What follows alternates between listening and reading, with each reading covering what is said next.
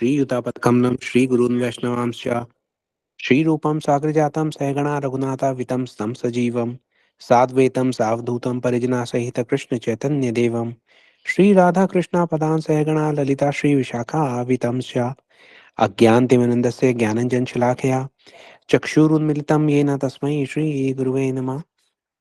नमो विष्णुपदाय राधिकाय प्रियात्मने श्रीमद्भक्तिवेदान्त नारायण गोस्वामीति नामिने। नमो विष्णुपदाय कृष्णपृष्ठाय भूतले श्रीमती भक्तिवेदांत स्वामिनीति नामिने। वाञ्छकल्पतरुभ्यश्च कृपा सिन्धुभ्यः च पतितनाथ पावनेभ्यो वैष्णवेभ्यो नमो नमः। नमो महावदन्याय कृष्ण प्रेम प्रदायते कृष्णाय कृष्ण चैतन्य नामने गौरत्विषे नमः। हे कृष्ण करुणा सिंधु दीनबंधु जगतपते गोपिशा गोपिका कांत राधा कांत नमस्तुते। ताप्त कंचन गौरंगी राधे वृंदावनेश्वरी वृषभानुसुते देवी प्रणमामि हरि प्रिये। जय श्री कृष्ण चैतन्य प्रभु नित्यानंदा श्री अद्वैत गदाधर शिवासादि श्री गौर भक्त वृंदा। हरे कृष्ण कृष्ण कृष्ण हरे हरे हरे राम राम राम हरे हरे। सर्वप्रथम मैं अपनी दीक्षा गुरु नित्य लीला प्रविष्टा श्री श्रीमद भक्ति वेदांत नारायण गोस्वामी महाराज जी के अभय चरण कमलों में अनंत कोटि दंडवत प्रणाम ज्ञापन करके उनकी अहेतु की कृपा की वांछा करता हूँ।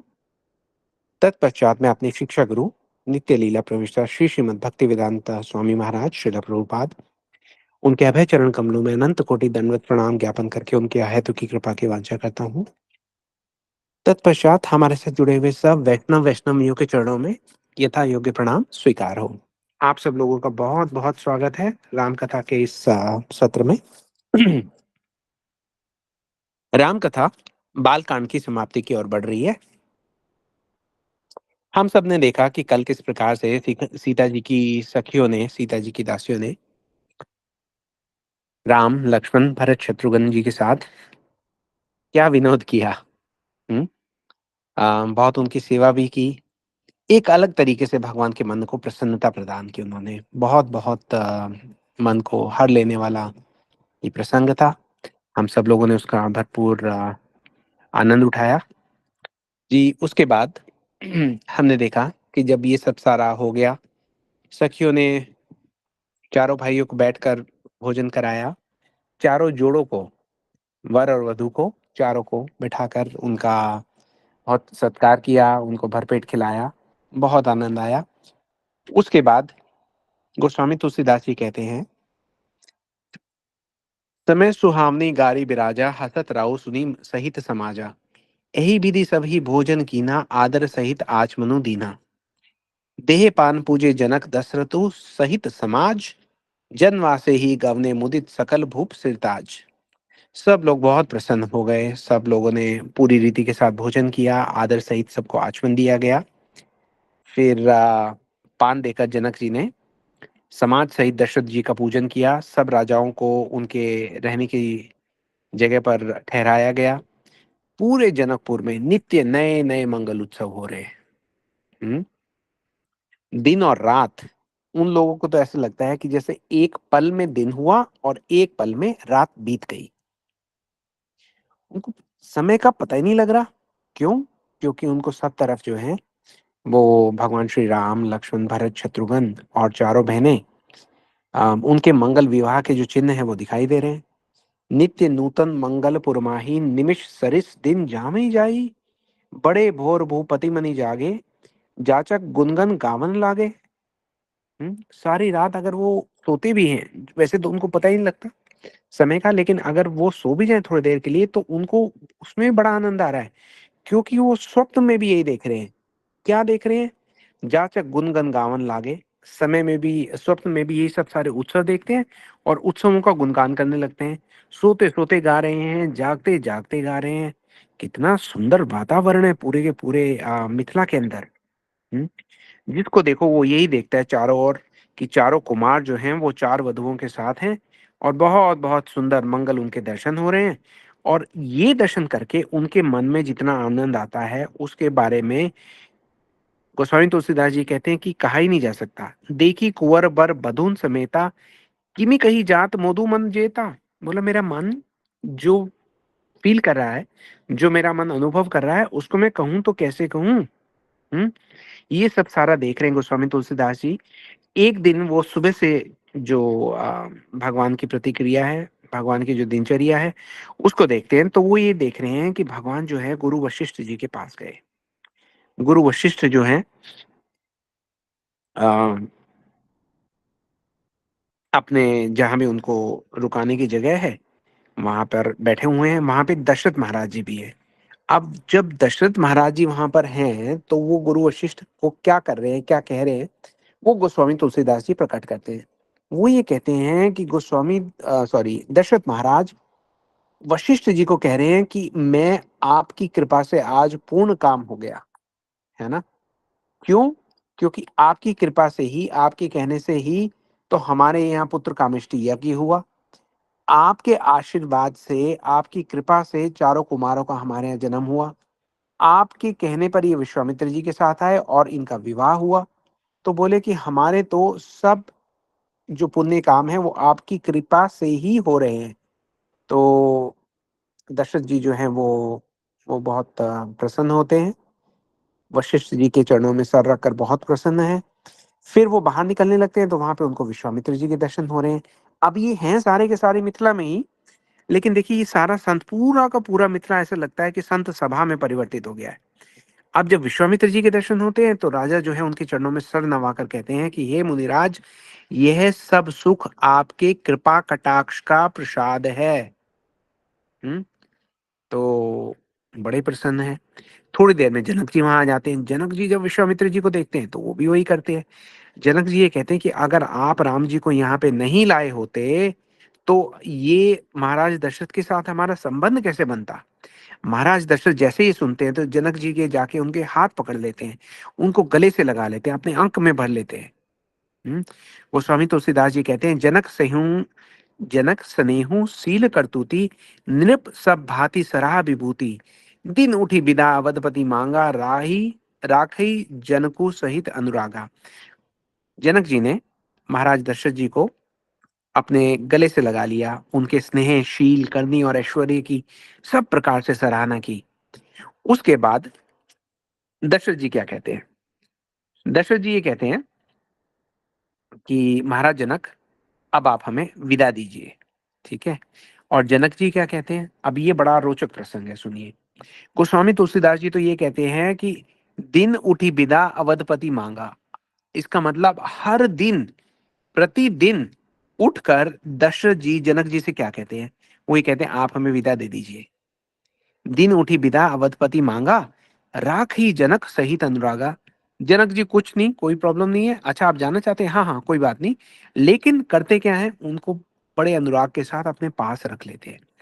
अब ये कैसे होता है? बहुत रोचक है, आप ध्यान से सुनिए। जैसे ही दशरथ जी गए, देखिए अब ये जो विवाह हुआ है भगवान का, ये आप सब जानते हैं कि ये हुआ है अगन मास की पंचमी को। विवाह तो हो गया। अब विवाह के बाद जनक जी ने कहा कि देखिए हमारे उसमें ना कुल में कुछ रीतियां होती हैं, तो एकदम से नहीं जाते, आप थोड़े दिन रुक जाइए, आप चले जाइएगा। मैं भला कौन हूं आपको रोकने वाला, बिल्कुल चले जाइएगा। लेकिन अगन मास रुक जाइए आप। दशरथ जी तो जनक जी को देखते ही सब कुछ वैसे ही भूल जाते हैं। उनके प्रति उनके मन में इतना इतना आदर भाव है, इतना स्नेह है, शील करनी है, वो उनको मना ही नहीं कर पाते। वो कहते अच्छा ठीक है। तो जनक जी ने कहा मैं रुकने वाला कौन, लेकिन अगन मास आप यहीं रुक जाइए। दशरथ जी कहते अच्छा ठीक है, हैं? चाहकर भी उनको मना कर ही नहीं पाते। अगन मास बीत गया। अगन के पास बाद आया पौष मास। अब पौष मास आया, दशरथ जी गए विदा लेने के लिए। तो जनक जी ये कहते हैं अच्छा आप जाना चाहते हैं, ठीक है, मैं रोकने वाला कौन, आप चले जाइए। लेकिन एक प्रार्थना है। क्या प्रार्थना है? बोले अगन के बाद जो ये पौष मास आए ना, इस मास में हमारे देश में ना बेटियों को विदा नहीं करते। तो आप देख लीजिए अगर एक मास और रुक सकें आप। तो वैसे मैं रोकने वाला कौन। दशरथ जी कहते हैं अरे अगर मतलब ऐसी बात हो गई कि भाई कोई अपशगुन हो सकता है, बेटी को विदा करने का यहाँ का नियम नहीं है पौष मास में, तो फिर क्या करें। महाराज दशरथ वापस जाते हैं ब्रजवासे में, और सब लोगों को बोलते हैं कि भाई इस मास हम यहीं पे रहेंगे।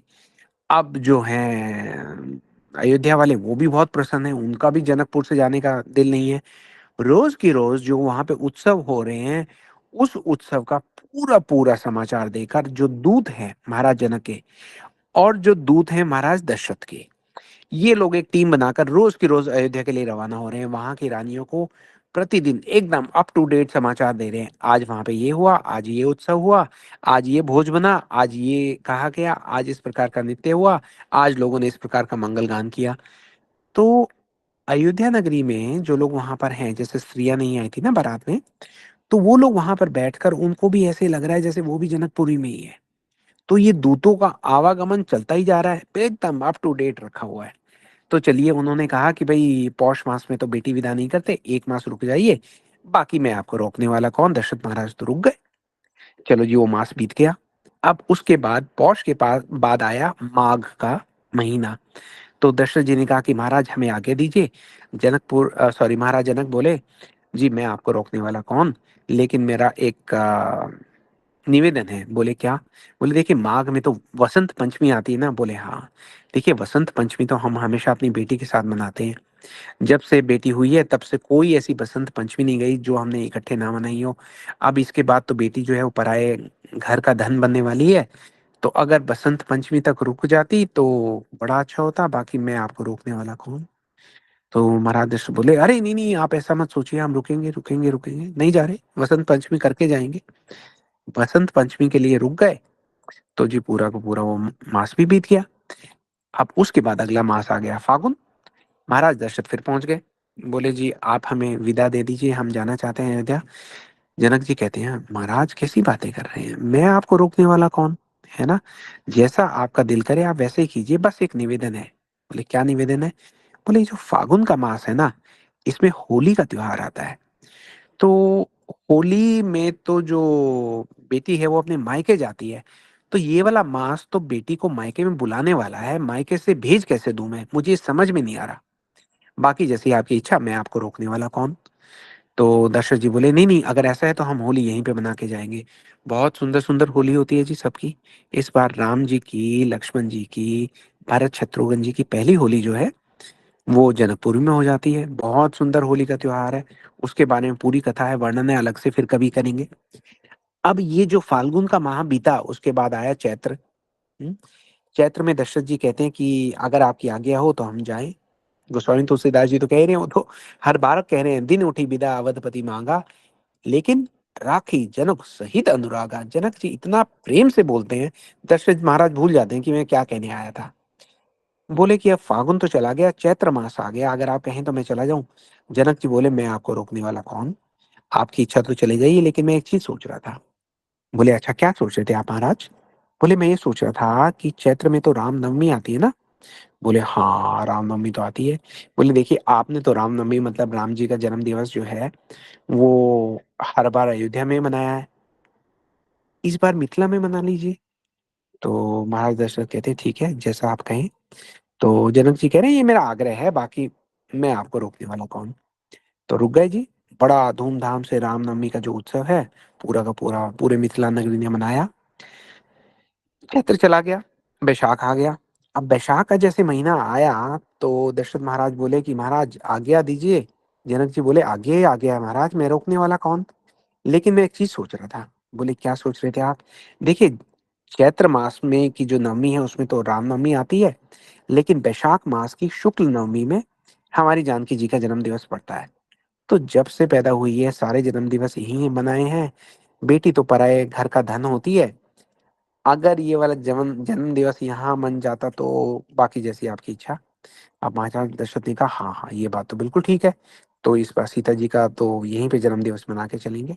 सब लोग रुक गए, बड़े धूमधाम से जन्म दिवस मना जी। उसके बाद आया जेठ का मास। जेठ का मास आया तो दशरथ महाराज कहते हैं कि हाँ महाराज जनक, आपकी अगर आज्ञा हो तो हम विदा ले लें। तो जनक जी कह रहे हैं, आप मेरे से विदा मांग रहे हैं महाराज, मैं रोकने वाला कौन, मैं तो बस एक विचार कर रहा था। बोले अब आप क्या विचार कर रहे थे? बोले विचार में ये कर रहा था कि जेठ का मास है, बहुत गर्मी बहुत हो जाती है, और आपकी अयोध्या की तरफ तो बहुत गर्मी हो जाती है। हमारे यहाँ जनकपुर, देखिए जनकपुरी आप सबको पता है नेपाल की ओर है। तो बोले हमारे यहाँ तो इतनी गर्मी नहीं होती, लेकिन आपके यहाँ तो बहुत भयंकर गर्मी होगी, उसके ऊपर इतनी लंबी यात्रा कैसे करेंगे, मेरा दिल नहीं मान रहा। आप ये इस गर्मी में हमारे पास ही रुक जाइए, यहाँ पर थोड़ा सा वो जल विहार करेंगे, फूल का बंगला लगाएँगे, है ना? पूरा उत्सव मनाएँगे, आपको गर्मी लगने नहीं देंगे, ठीक?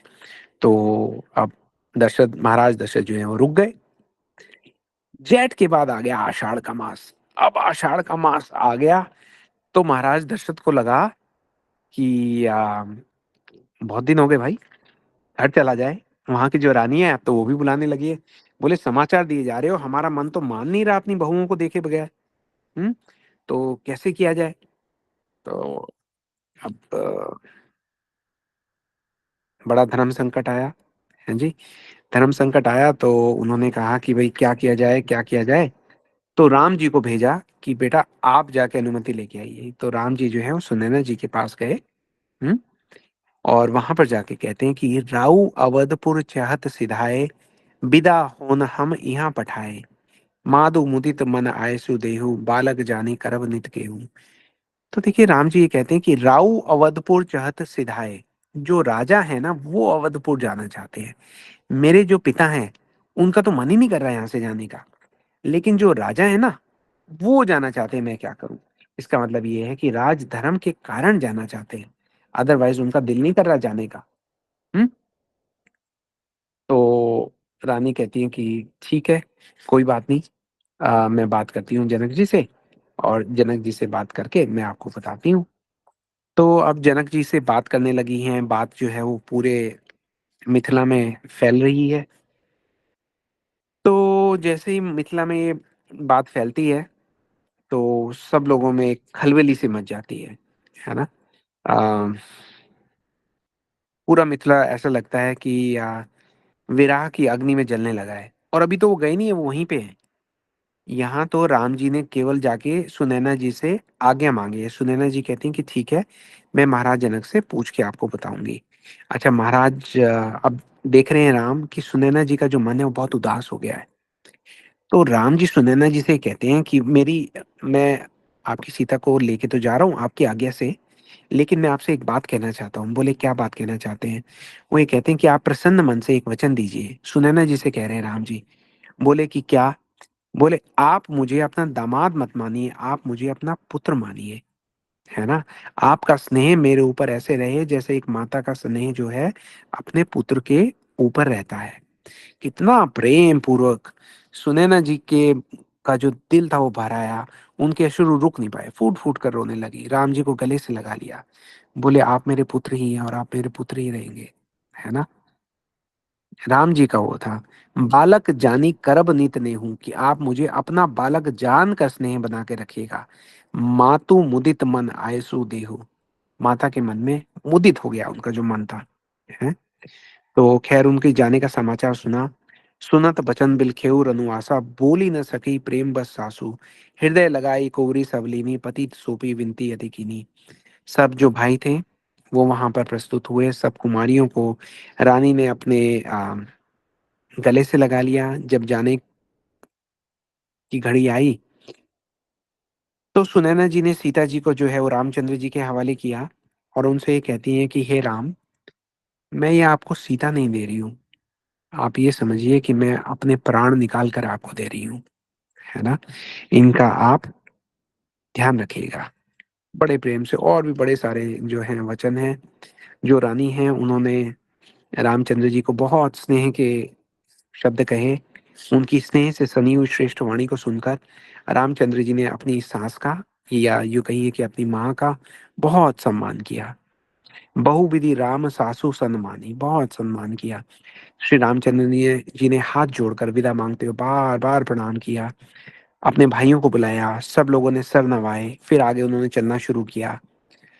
उनको जाते देखकर जो महल में रानियाँ थी, जो दासियाँ थी, वो सब उनका जो शरीर था वो शिथिल होकर वहाँ पे गिर पड़ा, है ना? सब लोग भाग कर गए, उनको दोबारा उठाया। जो कुमारियाँ हैं, जो राजकुमारी हैं, वो भाग कर गई अपनी माता से बार-बार जाकर उनको गले मिली।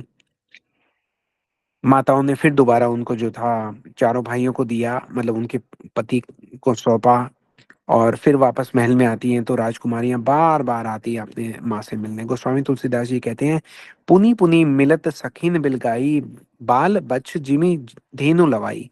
जिस प्रकार से गाय को जब नया-नया बच्चा होता है, नया-नया बछड़ा होता है, उससे कोई अलग कर दे, तो उसका गाय का क्या हाल होता है, वैसा ही हाल आज इन रानियों का हो रहा है ना? पूरा जनकपुर ऐसा लगता है कि यहाँ पे करुणा और विरह ने डेरा डाल दिया है। जैसे कोई दुश्मन जो है एक डेरा डाल के बैठ जाए ना किसी समाज में, तो ऐसा डेरा डाल दिया है। अब जानकी जी के पास एक पालतू तोता और मैना है। तो वो अपने पिंजरे से पुकार-पुकार कर कह रहे हैं कि भई हमारी वैदेही कहाँ है? हमारी वैदेही कहाँ है? तो उनके ये वचन सुनकर जो भी ये वचन सुनते हैं, वो फूट-फूट कर वहीं पर रोने लगता है। पूरे राज्य के जो पक्षी हैं, पशु हैं, इस प्रकार विकल हो गए हैं कि उनका वर्णन नहीं किया जा सकता। गोस्वामी तुलसीदास जी कहते हैं कि मनुष्य का तो आप छोड़ ही दीजिए। हुँ? तो विदाई की जो घड़ी है, वो सब लोगों के लिए बहुत भारी पड़ रही है। जनक जी भी वहाँ पर हैं। अब जनक जी कहने को तो कहते हैं कि भई वो वैराग्य हैं, वैरागी हैं। लेकिन सीता जी को जाते देखकर उनका धीरज जो था वो उसका बाँध जो है वो टूट गया। हुँ? सारे जो मंत्री हैं उनको समझाते हैं कि महाराज ये आप क्या कर रहे हैं? तो लेकिन महाराज जो हैं उनके जो अश्रुधारा है वो रुक नहीं रही है। हुँ?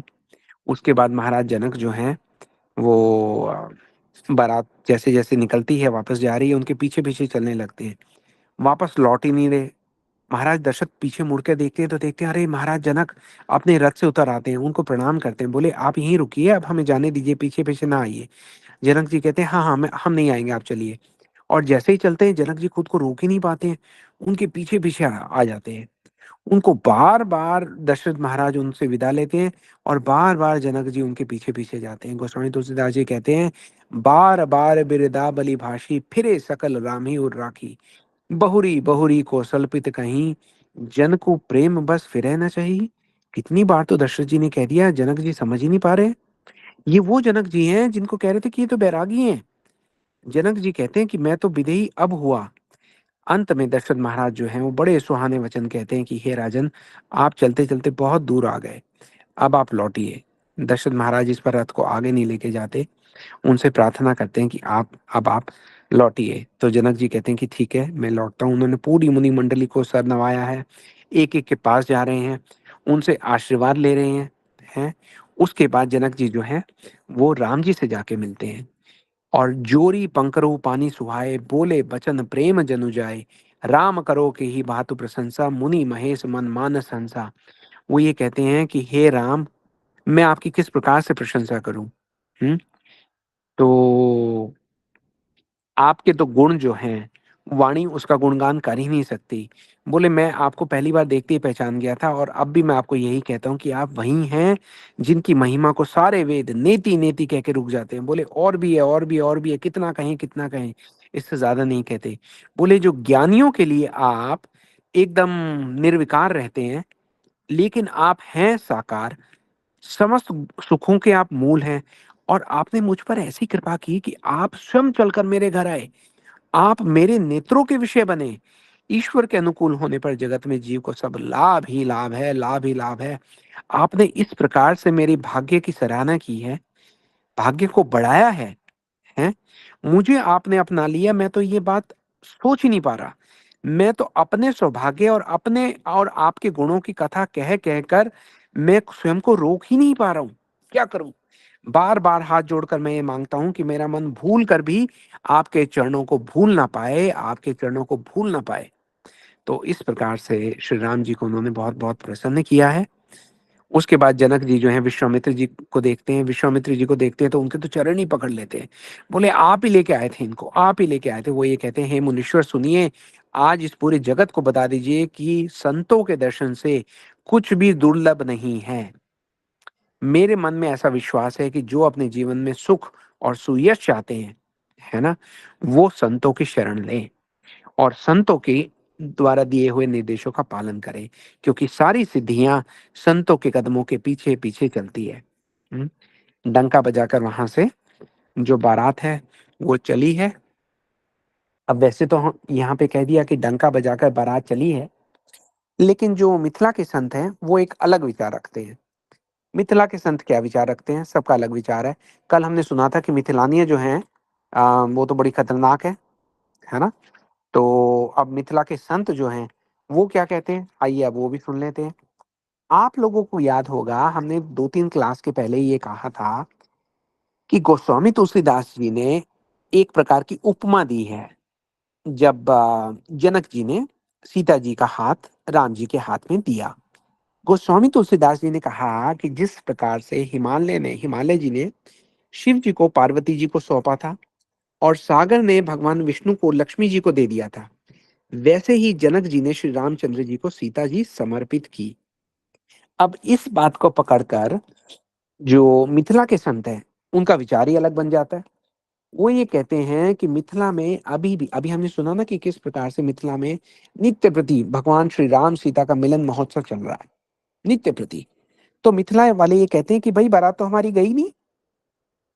अब सुनने वाले सोचते हैं, अरे बारात क्यों नहीं गई? तो मिथिला वाले कहते हैं कि हमने रोक ली। बोले आपने कैसे रोक ली? आप तो कह रहे थे हम रोकने वाले कौन, फिर आपने रोक कैसे ली? बोले हमने रोक ली। बोले कैसे? बोले आपको याद नहीं है सखियां क्या कह रही थी? क्या कह रही थी भाई सखियां? सखियों ने राम जी को बोला था कि चौसर खेलनी पड़ेगी, और चौसर चौसर की बाजी में अगर आप हारते हो तो 12 महीने में 10 महीने आपका वास जो है वो यहीं पे रहेगा, मिथिला में रहेगा। और लक्ष्मण जी ने तो वही कह दिया था कि भैया खेलने की जरूरत ही नहीं है, इनको पहले ही विजेता घोषित कर दो। इनके तो चौसर के नियम ही ऐसे हैं कि यही जीतेंगी, हम तो इनसे जीत ही नहीं सकते। और बात भी सही थी, राम जी हार गए, पूरी प्रसन्नता के साथ हार गए। राम जी ने इतने हर्ष भाव के साथ अपनी पराजय स्वीकार की है, हम कल्पना नहीं कर सकते। तो जैसे ही हार गए, सखियों ने कहा कि अब 10 माह तक आपको कहीं नहीं जाना। 10 माह के बाद जब चलने की बारी आई तो सखियों ने कहा नहीं नहीं, आपको पता नहीं है क्या मिथिला की रीति? बोले, मिथिला की रीति कैसी? बोले कमाल है, हर बार जाने से पहले आपको चौसर की बाजी खेलनी पड़ेगी, जब आप जीतोगे तब आप चले जाना, तब तो हम भी आपके साथ चलेंगी। लेकिन जब तक आप जीतते नहीं, आपको 10-10 महीने करके मिथिला में ही रहना पड़ेगा। तो मिथिला के संत ये कहते हैं कि राम जी ने तो लक्ष्मण जी को बोल दिया था कि हे लक्ष्मण, ये सीता जी को की जो दासियां हैं, ये सीता जी की जो सखियां हैं, इनसे हम जीत नहीं सकते। और मिथिला के संत कहते हैं कि भाई राम जी कभी झूठ नहीं बोलते, मर्यादा पुरुषोत्तम है। तो राम जी ने कह दिया कि सीता जी की सखियों से वो जीत नहीं सकते, चौसर की हर बाजी हार रहे हैं। तो जब हार रहे हैं तो उनको वहां पे रुकना ही पड़ेगा, वो तो वहां से जा ही नहीं सकते। तो इसलिए उनका जो मानना है, उनका एक विचार है कि एक रूप में राम जी वहीं रह गए। वहां पर पूरी मिथिला में नित्य प्रति भगवान श्री राम सीता का मिलन महोत्सव चलता है। एक एक निवासी के हृदय में नित्य प्रति भगवान श्री राम सीता का मिलन महोत्सव चलता है। और चलेगा क्यों नहीं? जिस हृदय को एक बार भक्ति देवी ने अपना लिया, जिस हृदय में एक बार सीता जी की भक्ति का वास आ गया, उस हृदय को श्री जी कभी छोड़ती नहीं है, कभी छोड़ती नहीं है, कभी छोड़ती नहीं है। ये चौसर की वो बाजी है जिसमें श्री जी हर बार जीतती हैं, हर बार जीतती हैं, हर बार जीतती हैं। जी भगवान हम सब पर इतनी कृपा करे कि श्री जी के ये जीत का जो महोत्सव है, जो भगवान के मिलन का नित्य प्रति मिलन महोत्सव है, वो हम सब के हृदय में नित्य जो है प्रकट होता रहे, नित्य रूप से चलता रहे। जी इसी प्रार्थना के साथ हम इस सत्र को अब यहाँ पे विराम देते हैं। आप लोगों का यहाँ आने के लिए बहुत बहुत धन्यवाद। बारात चल पड़ी है, बारात को पहुंचने में थोड़ा समय लगेगा। हमारे केस में थोड़ा सा ज्यादा समय लगेगा, क्योंकि कल की जो क्लास है, कल हम क्विज का आयोजन कर रहे हैं, जो हम क्विज करते हैं 2 हफ्ते में। तो कल का हमारा सेशन क्विज का रहेगा। उसके बाद जो अगला हफ्ता होगा, उसके अगला हफ्ता जो है वो हम एक उत्सव मनाएंगे। उस उत्सव का नाम है अनुभव आनंद उत्सव। अनुभव आनंद उत्सव का मतलब ये है कि इस कथा को सुनकर आपका जो अनुभव है, जो आपका आनंद आ रहा है, वो भी अपने आप में एक उत्सव है। आप जब कथा को सुनते हैं, उसकी रिकॉर्डिंग दी जाती है, आप बार बार सुनते हैं, उसको अनुभव कीजिए, एक आनंद को अनुभव कीजिए। और जब वो आनंद आ रहा है, भगवान की कथा का आनंद आ रहा है, तो वही आपके हृदय में उत्सव भी है। तो हमारा जो अगला सप्ताह है वो अनुभव आनंद उत्सव है। इसमें हम 4 क्लासेस करेंगे, जैसे हम 4 क्लासेस करते हैं, मंडे ट्यूसडे वेंसडे थर्सडे। सोमवार से गुरुवार तक 4 दिन की हमारा सत्र होगा। इस बार थोड़ा सा इसमें फर्क ये रहेगा कि हमारे कुछ जो मेंबर्स जो इस ग्रुप का भाग हैं, वो अपना अनुभव हमारे साथ बांटेंगे। थोड़ा-सा 5-5, 10-10, 15-15 मिनट वो बोलेंगे कि किस प्रकार से वो इस ग्रुप के साथ जुड़े, अपना अनुभव कहेंगे और उनका अनुभव ऐसा होगा कि आप सबका जो हृदय है वो छू लेंगे अपने अनुभव से। आप सबको सुनकर ऐसा लगेगा कि अरे! ये तो हमारा अनुभव है जो ये कह रहे हैं। तो एक बहुत विशेष उत्सव है 4 दिन का। आप सब लोगों को निमंत्रण है, कृपा करके आप अवश्य आइएगा। जो भी उस इस उत्सव के बारे में बोलेगा, आप ये याद रखिएगा कि वो कोई वक्ता नहीं है। वो आपके हमारे जैसे एक भक्त हैं। एक साहस कर कर वो आगे आना चाह रहे हैं।